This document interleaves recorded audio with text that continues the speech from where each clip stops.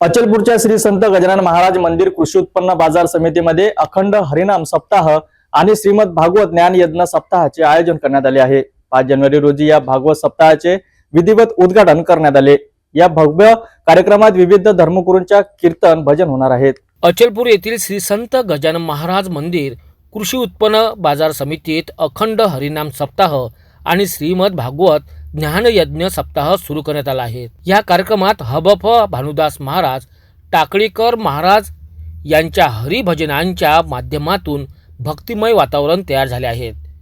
या हरिनाम सप्ताहात प्रसिद्ध धर्मगुरूंचा कीर्तनकारांचा सहभाग राहणार आहे।